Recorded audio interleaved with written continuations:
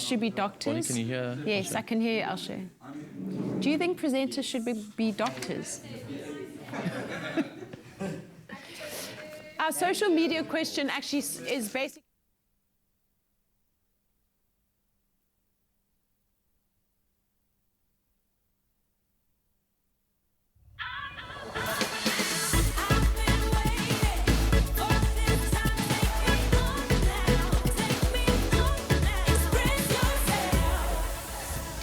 Good afternoon, South Africa. Welcome to Afternoon Express. Happy Thursday. Indeed, welcome. You look amazing. I love these bangles. I love the color combination. It's like chilled and sleek all at the same time. Oh, you're just saying that. Stop. Love it.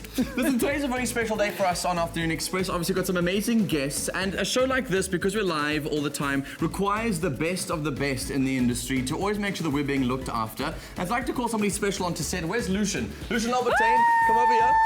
This is our floor manager on the show. Everyone give him a round of applause, please. It's his birthday today. Come to the middle, come to the middle.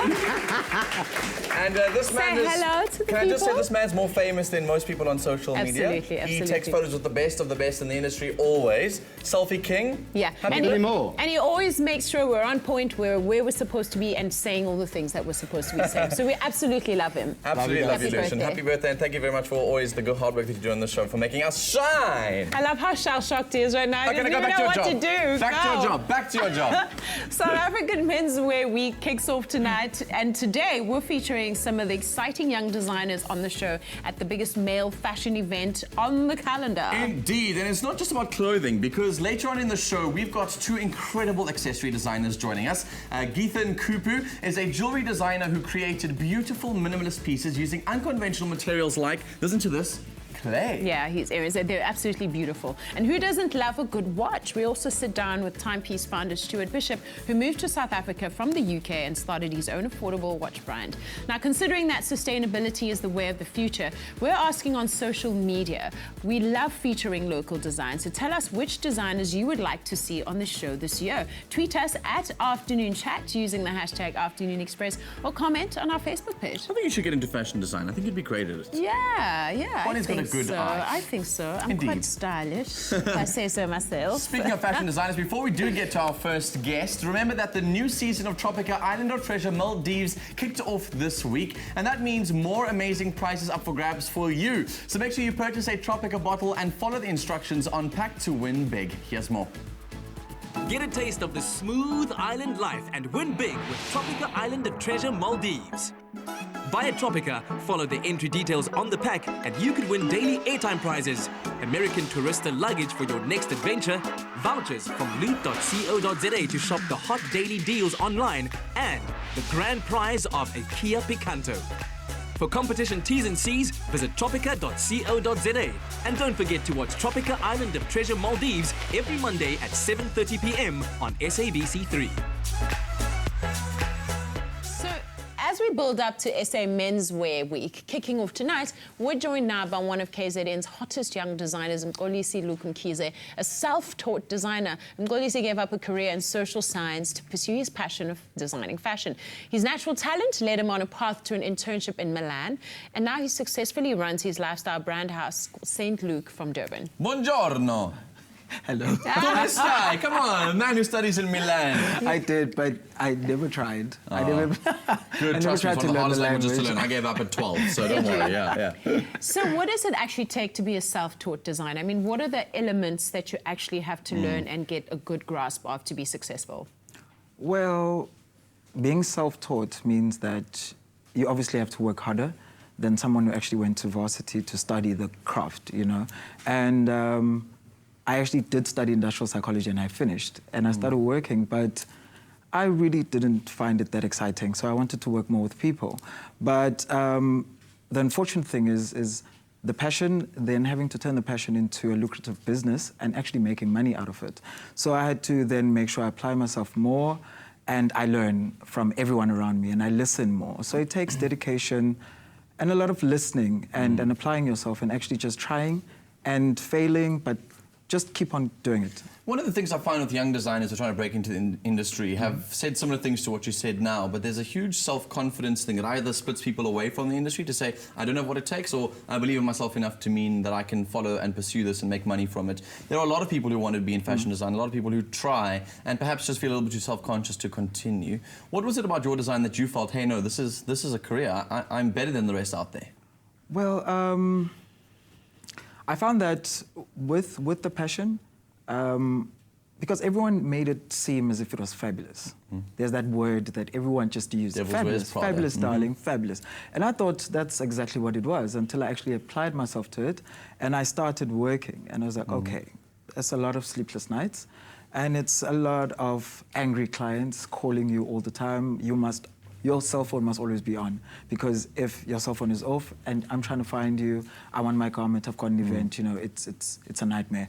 But having then started and then applying myself and failing, because then my mother was just like, no, you know, this is not working. Because conventional route now. There's the difference with being self-employed is you don't have a stable salary. And being employed by someone, you know that on the 25th, on the 30th, you will get paid. And when you are, if you're self-employed, there's no, you know, like, especially when you're starting off. So once the name got out there, after the internship and I got back to South Africa and I got back to Durban, I did something called the Durban Fashion Fair, which gave me a lot of exposure, a lot of media coverage, print and television. And then just the celebrities started asking, you know, like, who's that guy? What does he do? I want to be dressed by you. And then the platform came with SA Fashion Week. Then that's how I literally got to get introduced to the celebrities, because once they wear something, it's on social media, people start asking, and then the name gets out there. So I just kept pushing from there. I love it. In the time that you've been in menswear design and in the fashion industry locally, how have you seen menswear fashion evolve? It's interesting, because when I was in Milan, there's a trend that we studied and we learned from there, which is called girling. And at the time, at the time I was there, I was just like, there's no way this will work in South Africa, you know? And girling is basically genderless fashion, where a woman, androgyny. And now it's quite in, and now it's the trend in South Africa. And here I was sitting there, I was like, nope, I'm a Zulu man from KZN, and this will definitely not work. And look at me having then branched off into just doing menswear, and I find myself more going towards and branching off towards androgyny, and because these pieces you can deconstruct, and women can wear them, and men can wear them, and now we are in a phase of gender fluidity. So it doesn't necessarily have to be men, women. Anything works and anything goes in the industry now. I'd be interested to see how you would translate the inverse of girling for a person like me who loves the whole androgynous look. Indeed. I think you should do a capsule wardrobe. I'll tell you what, Maybe we can work on that. Some of the stuff that you brought into studio today is phenomenal, and I think there are very strong elements of masculinity, femininity in them as well. So let's take a look at some of the models you've brought. I just want to show you, South Africa, about some of the work that this man is doing. It's amazing. Like, take us through this look. It feels very inspired by Asia. It is. It's a current trend of the kimonos. So this is my interpretation of the kimono. And the inspiration from that comes from a time that I spent in Namibia last year. The dunes, the deserts, and basically the heat, you know. So I was looking at infusing just the current trend of the kimonos into finding something that is soft but still a bit hard, and light fabric, cotton, that would work. And that's basically some of the looks that I'll be introducing tomorrow. So you're basically saying for me to wear this, all I need to do is do some chest exercises, because you can have something. You can have something underneath. Okay, you can have a t-shirt, a turtleneck. Let's hope for me yet. Let's take a look at the next look. This is so cool. I love fur. Everyone loves fur. So tell me about I can't this believe one. you guys are actually just sitting on national TV going, I love fur. It's not real. It's not real, obviously, Bonnie. We're just environmentally conscious, okay? Just love fur. It's a typically, okay, so what's happening? It's a tailored suit with the pin strapped on the side, but we look at just a basic cut trouser with loops underneath. But the coat is slightly more longer than the normal coat. You generally see that the coat just ends by the hip line, but this is longer. And yeah, we've paired it up with just a maroon round neck, with the fur. And I love the sandals on that because everyone used to diss me about wearing my sandals at one of those events recently, one of the polos. We love your sandals. Thank you. I wore sandals to the Sun Met, Boom. and I was comfortable the whole day, you know? Yes. So, Did I see something written on the jacket? yes, it is. What does it say? I'm not quite sure it should be on national television. Okay, just bleep parts of it out if it needs to be bleeped. You can come back and then we can read it out loud. Oh, come on, but what about our viewers? Our viewers want to hear. Okay, our next one. It's inappropriate for you at home, all right? And you know Yes, it is. Okay. Now we've got slightly more printed stuff that you've got over here. That's really cool. Yeah, we have played around with textures of fabric. We've got on the bottom of the trousers is basically upholstery, like tapestry fabric. You can actually use that for curtains. You can use it for couches. Curtains. Yeah. But I've Reminds me just of played RuPaul's around Drag with Race. played around with the different types of textures because the top is obviously very soft and it's organza, you know. And then we've got our fake fur on top. So it's just a different play on different textures. Stunning. Sneakers, textures, flavors. It still feels very African in the way that it's put together. And I love it. It's so cool. And this pants, those exposed very pants tucked sexy. in is cool. Yeah, again, I You need must to obviously work work on my out body. on Yeah, I need to work on my body in order to wear that. Let's take a look at the next look. I love what you're doing with menswear. This is definitely Bonnie wants to do a capsule with sort of slightly more I masculine want to do looks. boying. Is there something yes, called we can boying? introduce that. Absolutely. I'm very happy to wear this stuff. It's awesome. This is quite futuristic. Yeah. We've got tailored pants still, just the basic cut pants, but then it's play on the different colors and the texture because we've used the yellow pinstriped instead of the maroon from the other pants. And we still have an organza printed top, which is obviously longer and still playing on the textures as well because on the top we've got like a satin, like it's a blend of fabric. Yeah. I love playing around with different fabrics. Yeah. As you've seen, from upholstery to like more of a softer kind of organza feel. I love the textures on clothing. I think it makes it, it doesn't make it usual, it makes it stand out, it makes it different, and it makes it quite interesting. Yeah. Because is that polka dot organza a full top? Yeah, full it's a piece full top, underneath? yes. Oh. I want this bag as well. It's awesome. the bag is designed by a designer from Durban who specifically makes leather bags. So I've teamed up with him for Menswear Week. It's awesome. I love that collaboration. It feels like streetwear at the same time with a little bit of trend thrown in. It's awesome. I dig it. Absolutely. And the ladies' wear is also awesome. The way that you're putting these looks together, this looks phenomenal. Bonnie, red carpet. Wow, gorgeous, gorgeous. Thank you. Once again, different textures. If you touch the top, you actually feel something. And then the bottom is also quite textured as well because you're looking underneath. We've got 10 meters of tulle net just for the volume, and the skirt is also made from quite a number of meters of fabric. Meters, yeah. But it's also just playing around the different textures, and on top I've added some lace and some handwork, beads, and we then picked up on the scarf to just add that little bit of picking up from the But your menswear. focus is generally menswear. Yes, it is. Awesome. But we must talk, joking. But I wanted to ask about Menswear Week in terms of the global scene. I attended Menswear Week last year, and I'm finding a lot of the young designers are really having to fight for their place in the industry and are producing some amazing work. And my worry always is that the industry will tend towards just trying to be extremist just to get your name out there. Is that a trend you're seeing into the new year? How is South Africa going to stand out when the global market is doing what it's doing and producing the work that it's producing? I feel South Africa is ready. South Africa is already on another level in terms of fashion, and we are ready to compete at a global level. Given the chance. It's just that it's very difficult and it's expensive to actually get some of our garments or some of our products overseas. But I've maintained that this year I'm going to stick around Africa more. I'm going to go to other countries in Africa, you know, and explore them, because the collection I'll be showcasing tomorrow is an inspiration picked up from just a 2-week stay in Namibia, Windhoek, you know. So I feel like on a global level, we are ready, and given the chance and given the right type of platform, because some of the platforms that we're given are not enough, you know.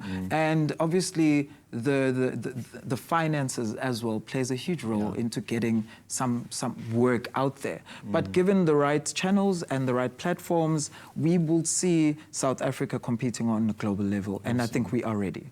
Absolutely. Well, thank you so much. Thank you for having me. Very cool stuff. Now listen, after the break, we're in the kitchen and Chef Kate Swan has a low-calorie summer treat that's perfect for the kids. I need those treats and some workouts to fit into some of these clothes and make myself look good. We'll be right back after these. Thank you.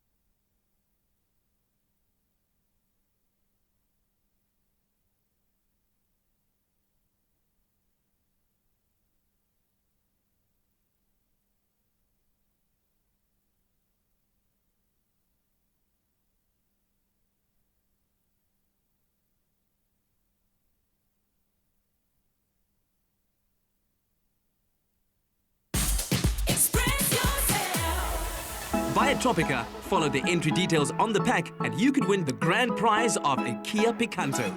For competition T's and C's, visit tropica.co.za.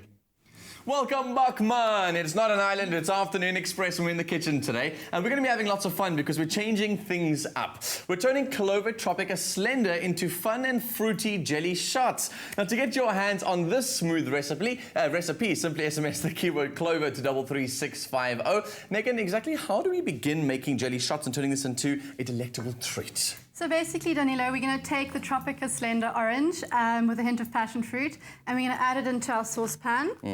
2 cups of that. And we're going to bring it to a simmer. And in the meanwhile, I've had my gelatin leaves over here, 6 of them, sponging in some cold water, basically to get the gelatin active and just make it easier to dissolve. I see, so instead of like obviously when you make normal jelly, you would pour it in, you want it as cold as possible, I'd imagine, or you warm it up first and then you cool it down after. This is a way to do that. Basically, yes. Got you. So while that's coming to the simmer, we're going to just check our gelatine sheets, and once they're sponged, which is soft, so they're going to be sort of like a soft jelly. Okay. We're going to add that to that. And the great thing about the Tropica is that it has no added sugar, and it's very low in calories, which is great. And it's supported by the Diabetes Foundation of South Africa, which is also amazing. So it's a nice, healthy, sort of refreshing. Finally, because I know you have been like me and you've messed up all your New Year's resolutions, right? So this is a guilt-free way to still snack and have fun without having to mess up those resolutions. Yeah. Awesome. So we're just going to get that dissolved. And then we're going to pour it into our prepared dish. So you can either do a big one if you're feeding a family, or you do need to do individuals. I'd imagine you individuals. So we're going to do some decorating after this. We're going to decorate some individual ones. I had so much fun because one of you came and found me in the street and said to me like, hey, like I saw that you made these 2 different dishes, and they showed just the photos of the dishes itself, but they didn't show who made which one. And she was like, oh, the one on the right, oh no, and it was mine. Lol. So We'll see. let's just not tell people who made what. They can decide which one's their favorite, all right? Good idea. So we're going to pour it into a prepared dish. Okay. And then we are going to pop this into the fridge, preferably overnight. It's always better to do that. Yeah, to set properly. So that's just going to go, we're going to put that to the side for now. Cool, and now we just stand here and wait for overnight. How about we just... Joking. Okay, so you're going to take your little one. So we've put it into little shot glasses, which is nice. Kiddie, you can do plastic ones for kiddies or anything like that. This is probably like if you have guests who are nervous on the show, it'd be the worst thing to hold up, because if you get nervous, this happens. Starts to Let's wobble. check, hold on. Yeah, No, I not did too a bit of a badly. wobble. You did well. You did well. Okay. Okay, great. So little jelly cubes in this. You can freeze these in like little jelly cubes, like your ice tray. Exactly, you could. That's so cool. So that's how you make the little shots. And you get all different kinds of different shaped ice trays, which is quite cool. So Lovely. you can do that. So we've got some cream over here. We've got some meringues. Just move that out the way. What is the plural of meringue? Meringues? Meringues and Meringue? Meringue and a meringues. And then we're just gonna, let me just stretch over here. We're gonna take a passion fruit. So you do your thing, I'll do my thing. Oh, I don't know what's going on. I'm just add my own create. ingredients. Okay, cool. So I'm going to do something here. Ooh, that's You- quite cool. you can have I can have half. half of this one. Yes. So what I'm going to try and do, tell me if this is the wrong idea, South Africa, and obviously you guys can go over to Twitter. You know, you always have the voice. We're live. You can decide which one's your favorite. I will not take offense if you choose Kate, okay? Megan, sorry, I'm calling you No, Kate, middle everyone calls me name. Kate, it's okay. And we'll put this down, so I put the what you call it, the whipped cream as like my base, as some sticky base. Yes. Then I've got the granadilla in there, which has got all the tanginess. Yes. And then at the top, I'm going to add a whole bunch of these guys because I want it to be as busy as possible. Perfect. Like my life. There we go, my life That's is not a nice and bad busy. thing. Oops. So I'm going to crumble mine. So Oh, that's clever. You're a smart one. I think mine That's looks cool really and cute. neat just like that. Mine looks good. A little bit of yellow, a little bit of white, a little bit of the granadilla on there to make it sure it like adds that zestiness. And some sweet treats on top that you can pick off. If you like mine, you can hashtag Team Dan, and if you like Megan's, you can hashtag Team Meg. How about that? Hashtag Afternoon Express after that. We'll find all those tweets. We'll see who's obviously was the big winner of this competition. No prizes, right? Can we eat ours if I win? yes, I think that's a good idea. Done and dusted. Now, literally is certainly as quick and fuss-free as you expected for this recipe. Now, remember, if you'd like to try these jelly shots at home, you simply SMS the keyword Clover to 33650. Remember, they will cost you R1.50 and your free SMSs don't apply. And if you want to watch how it's made, again, here's a quick recap.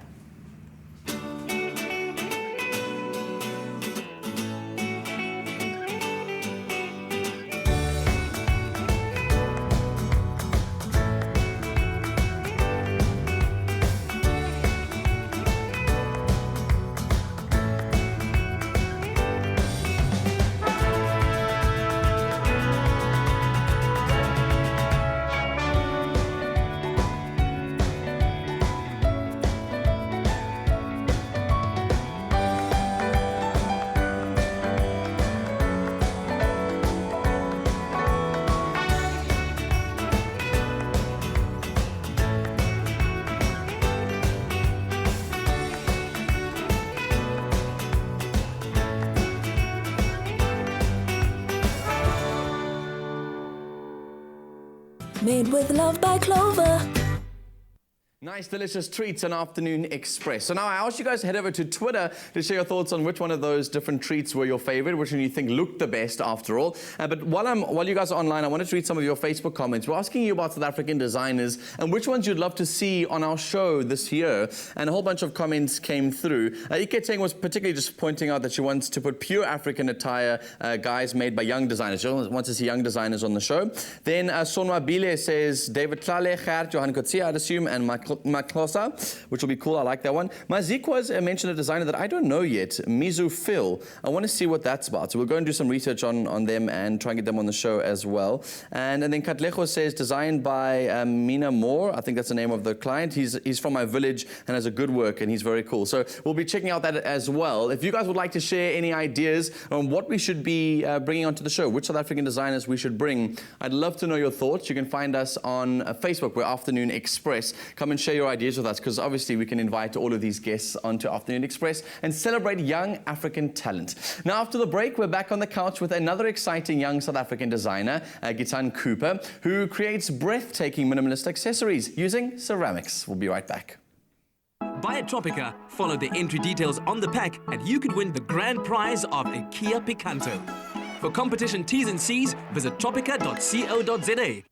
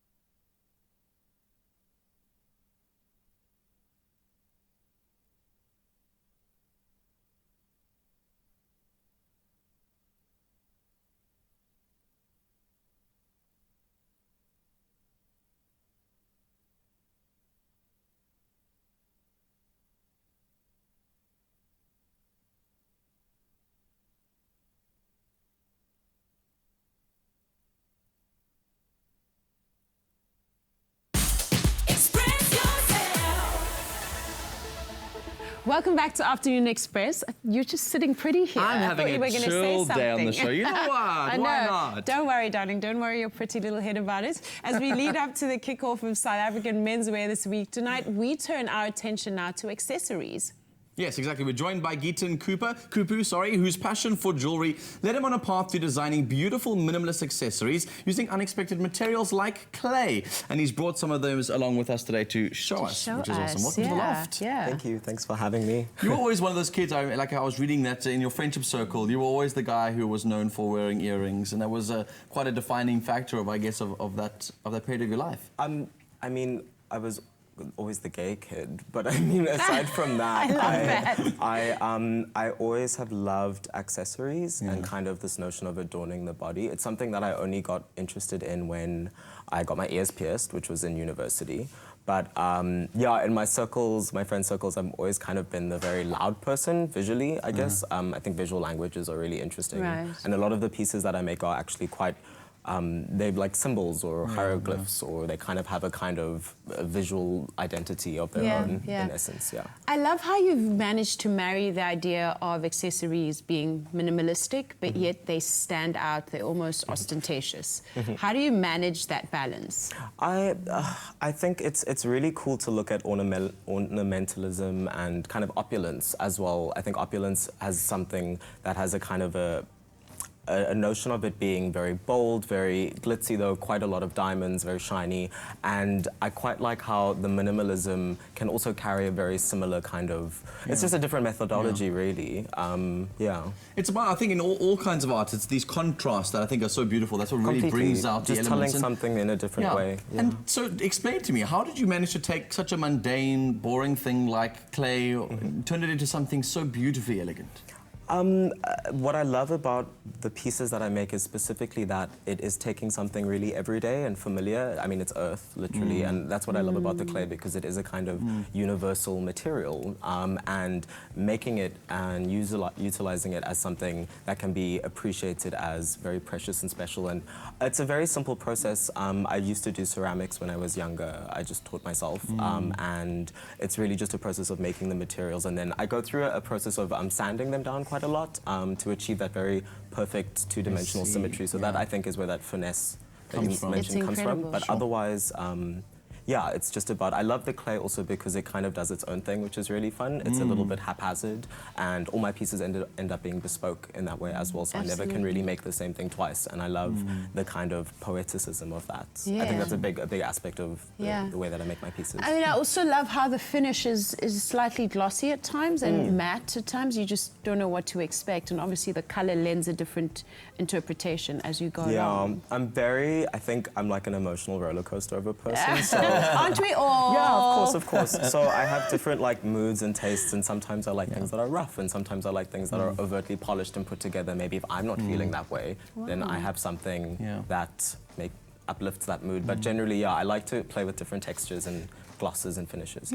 I can't sit a creator down on the couch and not talk about business ever. Oh, yeah. Help me understand the business side of producing jewelry and accessories, because I'm seeing the fashion industry in South Africa grow more and more platforms are opening up. Are we seeing the same thing happen for jewelry designers? Is it sustainable? Absolutely. It's so possible to be an upcoming or emerging or grassroots jewelry designer and be successful, because it is a product that people are interested in. If you find a way to create a product that is amiable and something that people find to be niche or that you can only produce, it's super easy. I think with my work specifically, if you ask about my pieces, it's a little bit different, and it has been a little bit harder to make it a lucrative process. Just because one, and it's like I make them all myself, and they're all by hand, and that is really beautiful, and I genuinely wouldn't want it any other way. But are there platforms to showcase that? Are there enough platforms in South Africa to showcase? I think there are. And I think you'll find that even like there are a lot of people who are looking at Africa at this point in time, and there are so many opportunities. I've had so many opportunities to showcase my work overseas, to work with and collaborate with other designers. Awesome. So it's good to hear. It is really good to hear. It's a good platform. I think South Africa is an incredible platform. Okay. Yeah, jewelry is all about showing the art. So let's take a look at some of the pieces. Talk us through this one over here. These pieces, the one on the right actually comes from a shape or a silhouette that I did for New York Fashion Week last year. I collaborated with a designer from New York. It's really just playing with this kind of mirrored-like texture and effect. And these are also quite organic shapes, so there's kind of like a pea kind of shape going on, kind of like a kidney bean. And I was just really interested in how that little bump that you see there reflects the light against the rest of the... creating that dynamic. They're beautiful. Thank you. I think I'll just take them off her when we're done. And this piece, I love the use of color here. Oh, well, on these pieces, I specifically, they were actually kind of from my first collection that I did. I was inspired by an artist, a Dutch artist called Jean Arp, and he basically made these two-dimensional sculptures where he would overlay things and kind of take lots of two-dimensional forms and lay them flat on top of each other. And this kind of deconstructive thing I was very, very interested in, and obviously the play in color here just works really well. I think it's fun. It balances the face so well as well. Like, it really does create like a whole new dynamic too. It's also a notion of highlighting imperfection, I think. Yes. Yeah. Love that. Yeah. And these ones. I love that there's a duality. They're not symmetrical. Yes. Yeah. I think to strive for perfection is a flawed pursuit. Yeah, absolutely. These guys are from a newer kind of capsule that I've designed. It's really, I think I was really channeled by, I'm really interested in Greek mythology and classicism, and I really wanted to produce pieces that kind of look like relics or something from a ruin that have just literally been gilded and then adorned. So I wanted them to be rough and to look kind of like slated or like found material or found It feels like object. it's shielding her face as well. Well, I It's like a love how it shield. cups her face, right? Yeah, it just that too, kind yeah. of holds her face. Modern Every armor. angle that you look at her is different. Like you see a different angle from her every single time you encounter it. It also accentuates the cheekbones. Anything that accentuates the cheekbones, I'm in. Yes. Now you mentioned matte. Bonnie mentioned matte. These are kind of a matte look that you've got going on So here. these two pieces are actually archival pieces. So they're part of the first collections I ever made. The stripe one is from a collaboration I did with a local designer when I first started in 2016. And then the other one was a shape that I was just playing around with, and you can notice there's actually no glaze on it whatsoever. So it is a complete matte design, and I just loved the curvature of it. And it's one that I've never actually had shot or used really, besides for myself, because I'm just really fond of it. So I've always kept that one quite precious to me. Stunning. Well, because they're quite big, how do you make sure that they're light enough to not be uncomfortable to wear for an entire day? Of course. I have, I'm not wearing them today, but I have no limits to what I'll really wear in my ears. I love that. Confidence is the last issue. No, Come on, I love really. that. You know I think this. it's so much Fashion fun. is pain. I really do think it's so much fun. So I'm not really bothered myself, but obviously other people and consumers are. So depending on what I'm producing, so a lot of the images that we saw on the screen before were for editorials and shoots. So those works are quite, I guess, avant-garde or heavy and larger. They can And be the model- uncomfortable. They can be uncomfortable. The model has to sit with it for a little while. But the pieces that I sell and that are available for retail have more of a thin quality to them, and I've managed to balance it so that you still have quite a nice scale. They're not obviously as large as those ones, but they are completely wearable. Stunning. Yeah. It's so cool having you on the show today. Thanks for coming to bring this. Thank you. I think what I've learned is Love obviously talking to you. everything goes. You know, do you is one of the biggest things you sort of brought up today. Make something that you're really proud of, that you love. I love how you mentioned, like, I love the shape of this, that I didn't want to change it. Yeah. Do what's so deeply, intrinsically personal to you, and then obviously And you can do turn it that into well. a business. Yeah. Awesome. Thanks for joining us on the show. Thanks, guys. Thank you.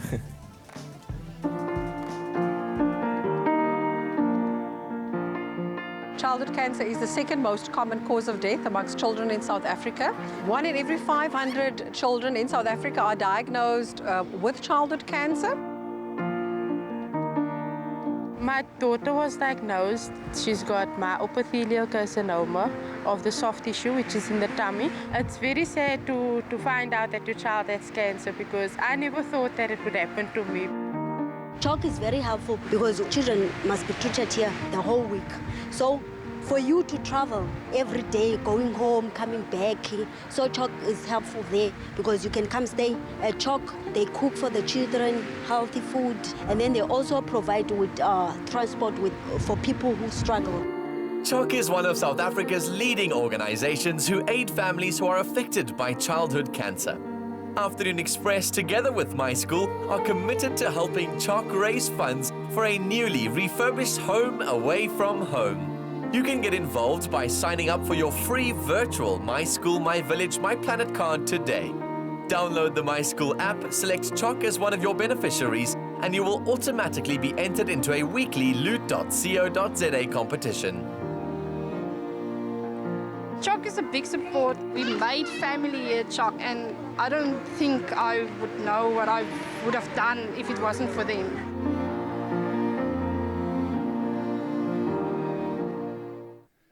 And you can stand the chance of winning one of two 1,500 Rand loot.co.za vouchers right here on Afternoon Express when you help us raise funds for a newly refurbished CHOC home for families affected by pediatric cancer.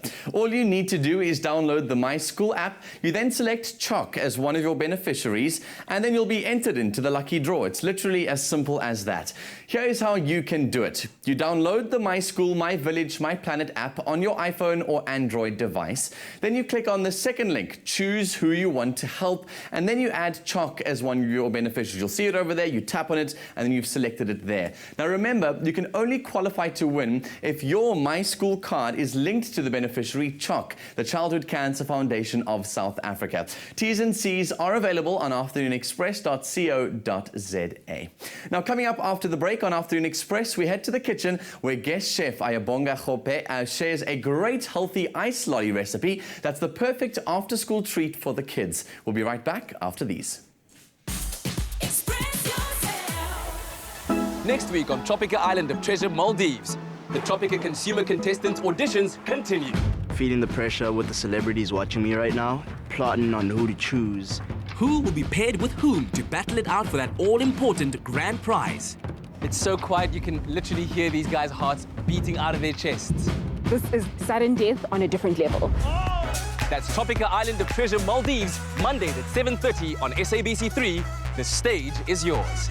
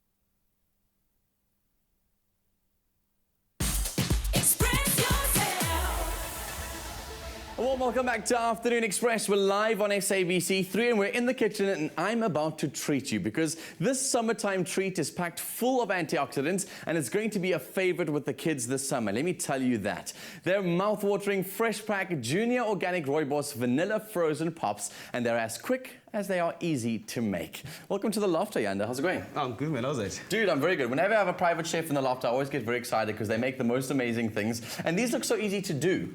They're very easy to do. So today we're going to be making vanilla flavored ice lollies. And with that, we're going to be using our #1 rooibos tea that you get in South Africa, which is going to be the Fresh Pack Junior Organic Rooibos. Stunning. It's full of antioxidants, so it's got all those health benefits too. And why not treat yourself with some health at the end of the day? Yeah, I mean, Cool. it's such a quick, easy a refreshment to make for the kids when they come from school. So now with that, I have my Fresh Pack here, and I'm going to use only 2 tea bags of these, right? Okay, And cool. then you only have to put this in for 5 minutes. And It's basically you brew like you would in your cup of tea, so Yeah. you kind of bring that up to the boil. And then I've got my vanilla essence here. You can also use vanilla powder, or you can also use the vanilla pods if you have those. Ooh, that's And then quite I've cool. got- You get the little granules in there. What are those Yeah, things called? that's- When you get the vanilla paste and you get all those little granules in it. But they're very nice. And then now I have a cup of milk here with it. So now you let this simmer for like 5 minutes. You also add your honey with it. And this, you're only allowing it to simmer so that all the flavors can try to get along together and try to taste good. Lovely. And so obviously you bring this up to boil, and most people would like, I think there is a little bit of water in it if you could, like you'd boil a kettle. But the idea here is we want to try and see if we can just do that with a little bit of milk. Makes it more decadent, right? Well, I suppose. How hot should we make this? Just do it like that to get it to you don't boil? need to boil. You don't want it to boil. Okay, just a simmer. Yeah. I'll bring that down there for you. There we go.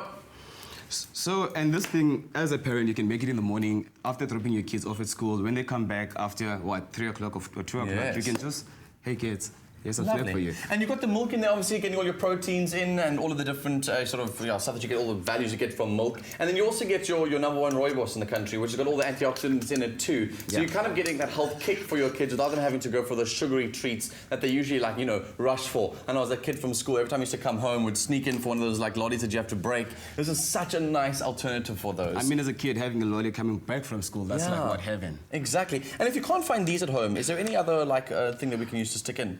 Normally you can go to your plastic store or whatever shop or even whatever hypermarket is there. You can get those wooden ones, the one that you normally get when you it's like buy ice it. cream rod. Exactly. Yeah. And then you don't have to spend so much money. And you can also use a cup if you don't have this container. I've seen people use straws before. Exactly, I've seen them use exactly, chopsticks. exactly. Literally DIY it. Have some fun. The whole idea is to do this with your kids to get them to enjoy making fun treats with you at home. So this is a great way. So after 5 minutes, you let this cool down for another 5 minutes because you don't want to pour some hot liquid in your plastic containers.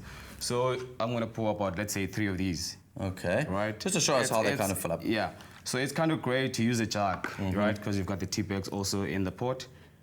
Lovely. And if you are one of the people at home who love to do composting, or you want to look after the environment, you're looking after new ways to recycle, using those tea bags afterwards in your composting heaps is a really cool idea. So save them, look after them, because they basically are just organic material as well. So you can keep those aside. Don't just throw them away in the trash. There are other ways to make sure that it lives longer. So I just did 4, and then this is just the idea. It's so easy. It is so simple. I mean, you can even do it with your eyes closed. Totally. And could I ask a suggestion? Like, is it possible to take like your ice tray at home and just fill up a whole bunch of ice trays and make That's little also a plan. edible That also cubes? could work. That also could work. And then you just put it in the freezer for like 5 to 6 hours. Lovely. And then voila, you've got this at the end of the day. Ta-da! They even look amazing where that you've decorated them there with some frozen fruit as well too. Now that looks amazing, super simple, super easy to get ready to rock and roll. Full of those natural flavors of obviously your rooibos, Your rooibos honeys, tea, yeah. honeys, and also for the kids as well. It's a really, all really healthy. cool treat. So make sure you guys go try these at home. Can I steal one? Yeah. There we go. So if you guys want to get your hands on this recipe like I've got on mine for this delicious fresh pack junior organic rooibos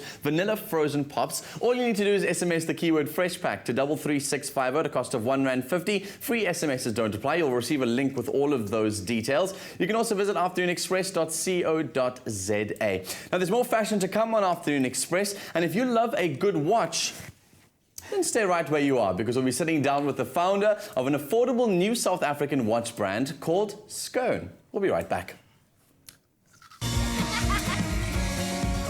Fresh Pack, the #1 rooibos tea.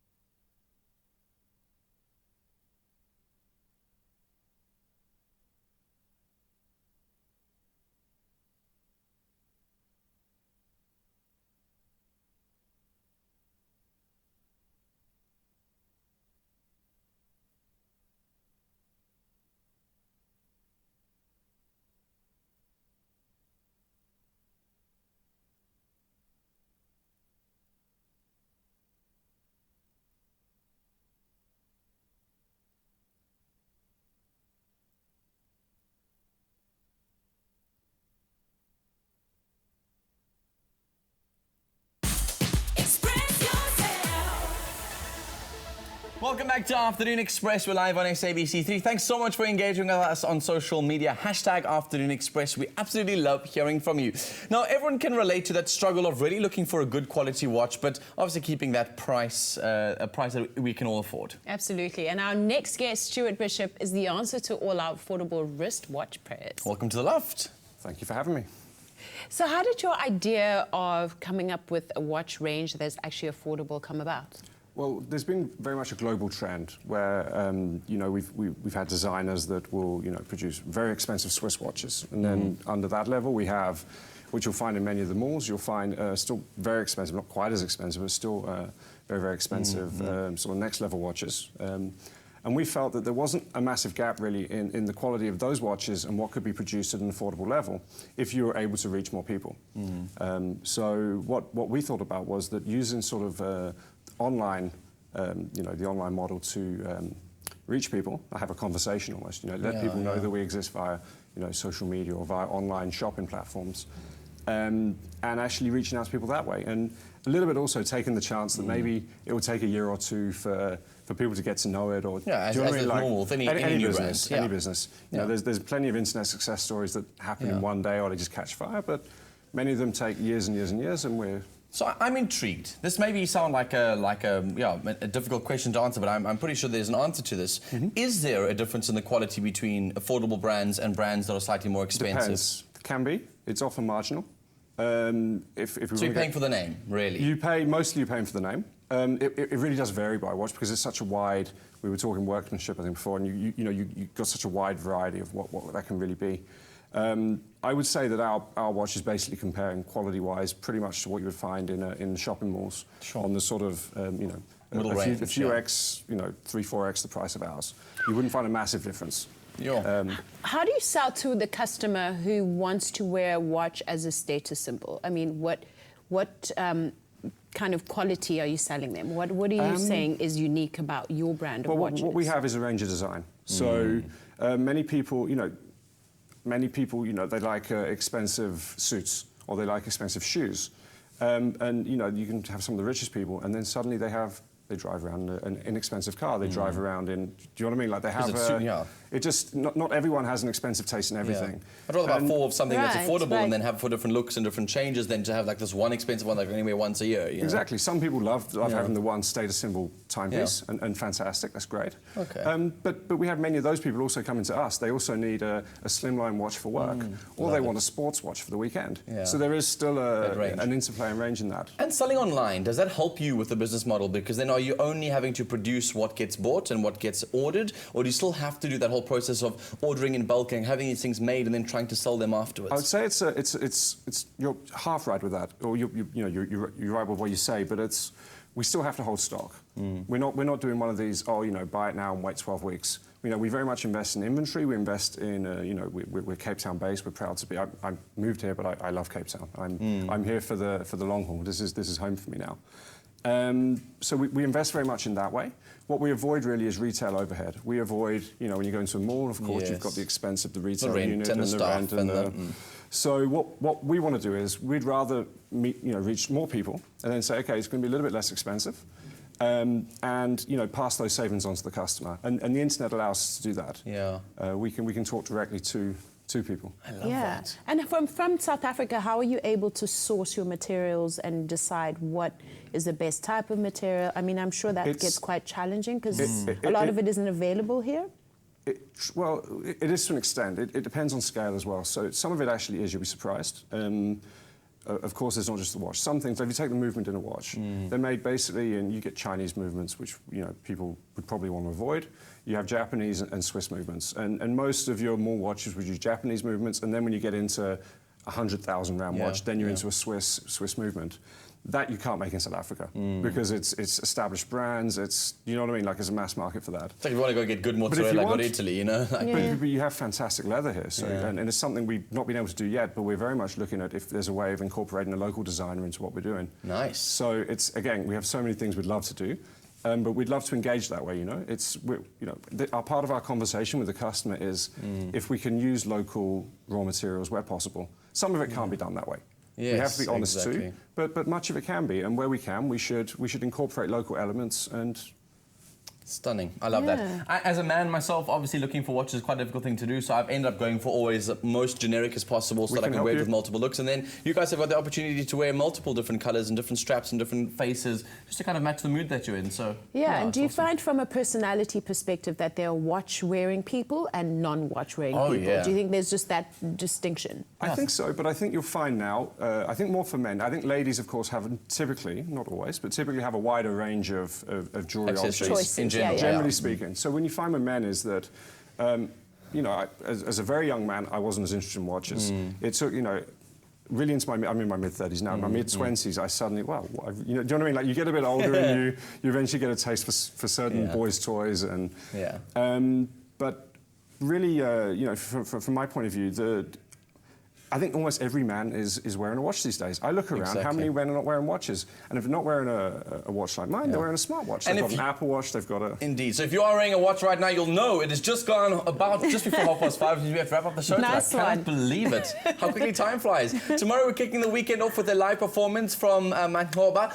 Plus we look at a new stage production of Noel, Coward's classic comedy, Present Laughter, which opens up next week. We'll see you tomorrow. Bye.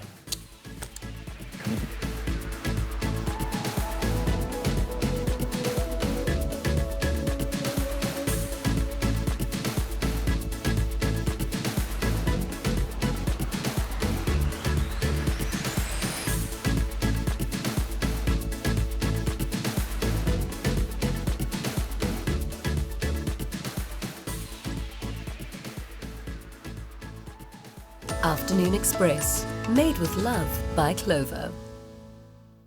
Another feel-good production.